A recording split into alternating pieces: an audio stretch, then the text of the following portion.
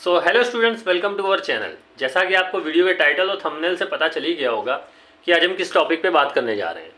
तो आज का जो टॉपिक है वो है विद्युत धारा का चुंबकीय प्रभाव। इस चैप्टर का बहुत ही इंपॉर्टेंट क्वेश्चन है बायो सेवर्ट का नियम। ये अक्सर 8 मार्क्स का भी आ जाता है, कभी कभी 4 मार्क्स का भी बोर्ड एग्जाम में आ जाता है। तो 12th क्लास का बहुत ही इंपॉर्टेंट टॉपिक है, ध्यान से पढ़िएगा स्टूडेंट्स, और वीडियो को एंड तक ज़रूर देखिएगा, वरना आपको बीच में बिल्कुल भी समझ में आने वाला नहीं है। तो वीडियो शुरू करते हैं। तो सबसे पहले बात कर लेते हैं बायो सेवर्ट का नियम होता क्या है। तो बायो तथा सेवर्ट ने एक प्रयोग के अनुसार विद्युत धारा अथवा गतिमान आवेश युक्त चालक द्वारा उत्पन्न चुंबकीय क्षेत्र का मान ज्ञात करने के लिए एक व्यंजक प्रदान किया। तो यहाँ पर एक व्यंजक की बात हो रही जिसे बायो सेवर्ट का नियम कहते हैं। ये होता है हमारा बायो सेवर्ट का नियम। अब इसके फिगर की बात कर लेते हैं। तो ये है, यहाँ पर इसका फिगर दिया गया है।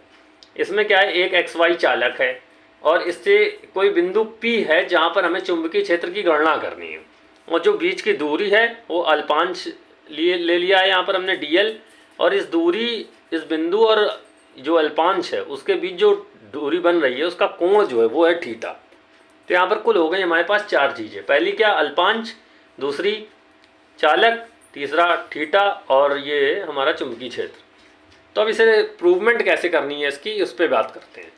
तो सबसे पहले हमें क्या करना है, माना एक चालक तार जिसमें धारा I प्रवाहित हो रही है। इस कारण इस पर एक चारों तरफ चुंबकीय क्षेत्र उत्पन्न हो जाता है। चालक से r दूरी पर एक बिंदु P है जिस पर क्षेत्र की गणना करनी है हमें। इसके लिए बायो सेवर्ट ने धारावाही चालक DI अल्पांश लिया, जिससे r दूरी पर स्थित चुंबकीय क्षेत्र dB निम्न कारकों पर निर्भर करता है। अब ये निम्न कारक कौन कौन से, जैसा कि आपको हमने इसके फिगर में बताया था, यहाँ पर हमारे पास 4 कारक थे। पहला तो हमारा खुद चुंबकीय क्षेत्र था, दूसरा DL अल्पांश, फिर थीटा, और ये चुंबकीय क्षेत्र। तो आ जाते हैं अब इसकी प्रूवमेंट की तरफ।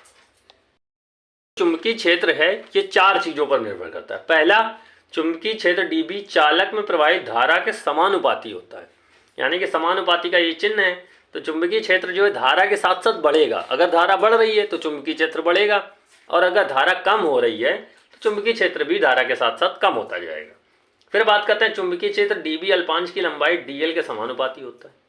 अब क्या, ये क्या चीज़ है, तो मतलब dl जो है अल्पांश जो था, जो लंबाई थी अल्पांश की, वो चुंबकीय क्षेत्र के समानुपाती है। यानी कि अगर अल्पांश की लंबाई को हम बढ़ा दें तो चुंबकीय क्षेत्र जो है वो भी बढ़ जाएगा।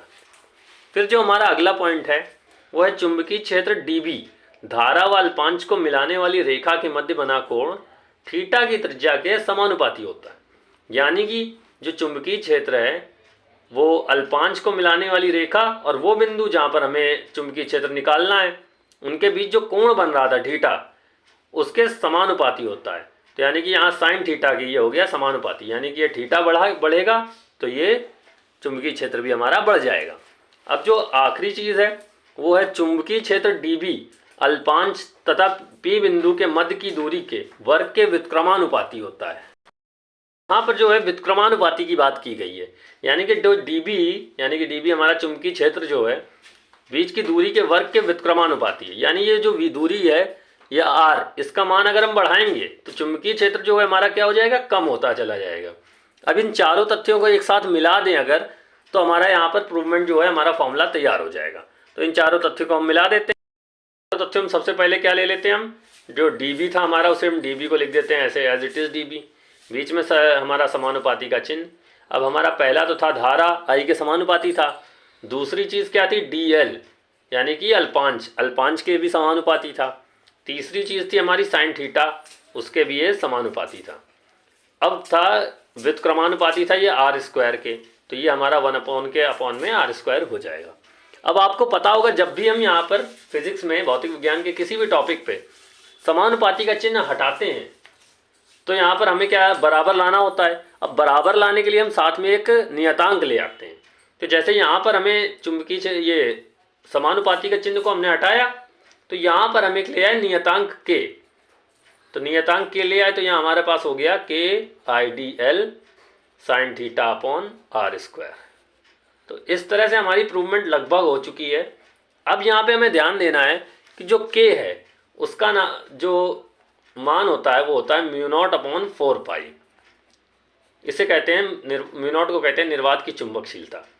तो यहाँ पर ये हम के का मान यहाँ पर पुट करा देंगे, तो हमारा जो लास्ट वैल्यू निकल आएगी वो हो जाएगी mu naught upon 4 pi I delta L या आई डी एल, एक ही चीज़ है दोनों, sine theta upon R square. तो इस तरह से हमारी प्रूवमेंट जो है वो सॉल्व हो जाएगी। बहुत ही आसान शब्दों में लिखने का प्रयास किया है मैंने।